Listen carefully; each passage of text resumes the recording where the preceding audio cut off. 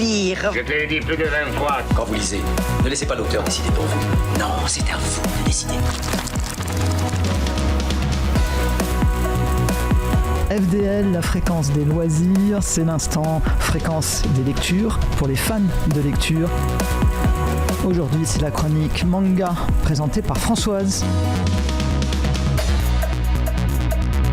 Talento 7, c'est un manga dont je vous ai fait la chronique en septembre dernier. C'était le tome 1 et j'étais vraiment dans l'attente de la suite. Talento 7, c'est une plongée dans le monde des influenceurs. Le sujet en est le monde des youtubeurs. Ce manga s'adresse aux fans de vidéos YouTube. En fait, si vos enfants, par exemple, vos enfants souhaitent un jour devenir youtubeurs, ou si vos enfants passent des heures à regarder des vidéos sur YouTube, eh bien ce manga est fait pour eux. Alors je dis vos enfants, mais si vous n'en avez pas, on va dire pour vous, parce qu'après tout, il n'y a pas que les enfants qui passent des heures le nez collé sur le téléphone, il me semble. Alors j'ai lu le tome 2 qui sort aux éditions Kana début décembre et pour tout vous dire, j'ai été littéralement impressionné par la teneur de ce manga. Il est à la fois instructif, amusant et plein de suspense. Je vous fais un petit rappel du tome 1. Nous avons Adèle, un jeune garçon qui souhaite faire des vidéos sur YouTube. Il est fan de rétro gaming. C'est-à-dire, le rétro gaming, c'est des jeux vintage, vous savez, des jeux démodés auxquels on ne joue plus, qui existaient, on va dire, il y a 20 ans de ça.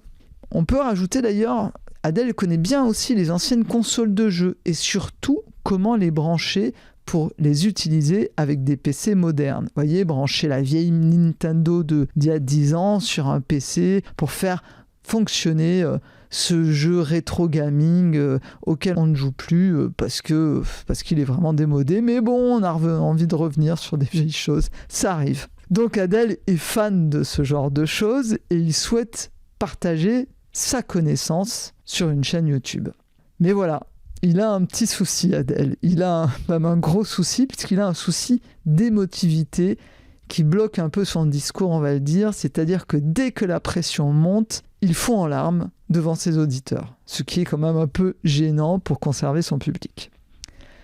Dans le tome 1, l'entreprise, Talento 7, c'est le titre du manga et c'est le nom de cette entreprise. C'est une entreprise qui promeut et aide financièrement les youtubeurs, tout en prenant bien sûr un large pourcentage de leurs revenus. Cette entreprise décide de créer un concours dont le gagnant sera pris en charge par l'entreprise pour l'aider à créer sa chaîne YouTube. Pris en charge financièrement, bien sûr.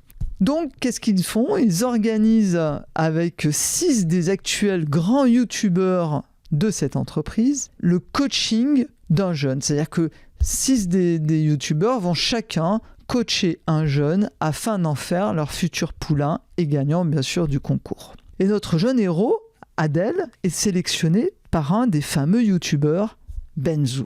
Benzu, très connu, va donc tout faire pour qu'Adèle devienne la star du web. Pour cela, il va mettre en œuvre des actions de formation et de coaching pour qu'Adèle apprenne à gérer son émotivité face à la caméra et surtout face au public. Jusqu'ici, rien de plus normal, et le manga nous fait découvrir tous les dessous de ce business des youtubeurs. L'entreprise Talento 7 et sa gestion de ses influenceurs est largement bien racontée, on s'y croit vraiment. C'est une entreprise tenue de main de fer par un véritable homme d'affaires. L'idée, c'est de faire de l'argent, quoi qu'il en coûte, au mépris de toute valeur morale. Ça, c'est le dessous du tapis que nous laisse entrevoir l'auteur. Et au-dessus, il y a ces jeunes influenceurs qui sont aussi prêts à tout pour garder leur place.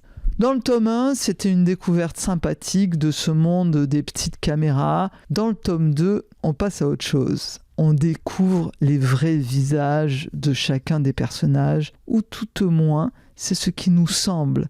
Car en fait, il faut le dire, c'est un vrai panier de crabes où chacun y va de sa petite réflexion méchante ou de sa petite entourloupe faite avec le voisin qui lui-même va tromper celui qu'il pense être avec lui. Et puis il y a ce conflit entre l'entreprise et ses employés, entre guillemets ses employés, parce que ce sont des youtubeurs, entre ce que demande l'entreprise aux youtubeurs et ce qu'ils ont vraiment envie de faire. Et là aussi, le patron reste le maître du jeu. Enfin, il semble qu'il reste le maître du jeu, car les manipulations atteignent des sommets vertigineux. Enfin, je vous le dis, à la fin de ce tome 2, impossible de savoir lequel de la bande de youtubeurs, du patron, des auditeurs, de tous a vraiment une moralité préservée et une vraie passion à partager.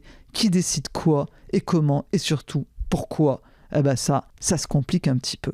Alors au-delà de l'histoire, l'auteur nous immerge dans un monde totalement flou, mais avec des références totalement réelles et bien tangibles. Bah ouais, le monde des youtubeurs, c'est quand même un peu flou. Et il nous montre effectivement, à la fin du manga, vous avez un bonus, et j'avoue que c'est là où, je vous dis, ça devient réel et bien tangible, parce qu'à la lecture du bonus, on y apprend que l'auteur, en plus de s'être documenté sur le monde des influenceurs, a contacté des youtubeurs qu'il connaissait. Ainsi, nous avons un créateur de contenu hyper connu, à savoir Benzaï TV. Bon, moi, je ne connaissais pas. Finalement, je suis allé chercher, bien sûr, et en allant le découvrir, je m'aperçois que c'est un des personnage un peu exagéré du manga. Et ouais, il est dans l'histoire, et avec lui sont aussi d'autres influenceurs, d'autres youtubeurs connus qui sont listés à la fin de ce tome 2. À vous bien sûr de tenter de les retrouver dans l'histoire, ils y sont bien tous. J'y ai passé plusieurs relectures pour les discerner. Donc c'est vraiment, je vous dis, c'est ce qui est intéressant, c'est que ce monde un peu méconnu des youtubeurs, eh ben les références de l'auteur sont réelles et sont bien tangibles. Elles sont là, elles existent. Et du coup, cela donne une impression de roman basé sur des faits réels. Et c'est franchement... ouais, c'est vachement intéressant. Voilà, c'est une histoire à mettre entre toutes les mains à partir de 14 ans ou 15 ans. Et bien sûr, bah voilà, j'attends avec grande impatience le tome 3.